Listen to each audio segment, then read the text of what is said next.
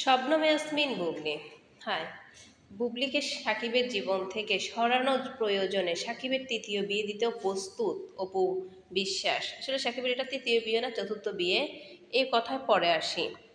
বুবলির সাম্প্রতিক সময়ে কিছু কথার পরিপ্রেক্ষিতে অপুর রাগটা সবারই দৃষ্টিগোচর হয়েছে। সবাই বুঝতে পেরেছেন, মানে তার রাগের এক্সপ্রেশনটা সবাই দেখেছেন। বুবলি শুধু বলেছিল যে তারা কোয়ালিটি টাইম স্পেন্ড করে। ব্যাস, জ্বলে উঠলেন অপু বিশ্বাস।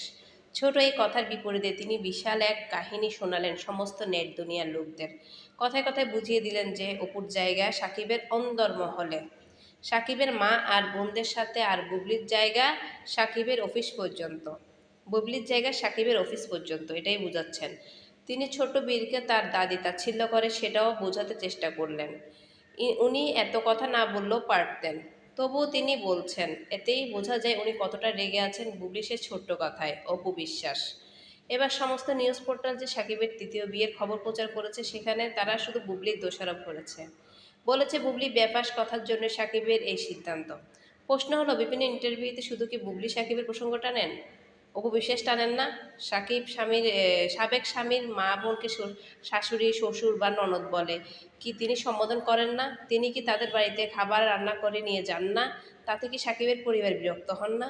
যদি না হন, তাহলে অপুকে তারা আদর যত্ন করে ছেলেকে দিয়ে বিয়ে করিয়ে ঘরে তোলেন না কেন? একসাথে উলুও দিবে, নামাজও পড়বে। তাহলে তো সব বিতর্কের অবসান হয়ে যায়। শুধু শুধু বুবলির পেছনে পড়ে থাকা কেন? কেন বুবলিকে প্রত্যেক অনুষ্ঠানে গিয়ে অপমান করেন অপু বিশ্বাস? অপু বিশ্বাসের নেচারটাই এমন। অপু বিশ্বাস কাউকে না কাউকে অপমান করবে। এখন বুবলি আছে তাই বুবলিকে অপমান করছে, বুবলির পরে আরেকটু বুবলি আসবে, বুবলিকে অপমান করবে। ওনার কাজই হচ্ছে এমন। ওনাকে আসলে ফিল্ম ইন্ডাস্ট্রিতে কেউ মন থেকে পছন্দ করে না। যাই হোক, ওনার সাবেক স্বামীর পরিবার যদি ওনাকে এতই পছন্দ করেন, তাহলে সেটা জনসম্মুখে কেন বলেন না? সাকিবের পরিবার বলেন না কেন জনসম্মুখে যে আমি অপু বিশ্বাসকে অনেক পছন্দ করি? সাকিব কি বুবলিকে একাই সন্তানের উছিলায় নিয়ে বিরক্ত করে? সাকিবকে বুবলিকে একাই সন্তানের উছিলায় বিরক্ত করে? জয়কে নিয়ে অপু বিশ্বাস কি সাকিবের কাছে যান না? আমেরিকাতেও গেলেন, সবাই দেখল। তবে একা কেবল বুবলির দোষ কেন হবে বলেন?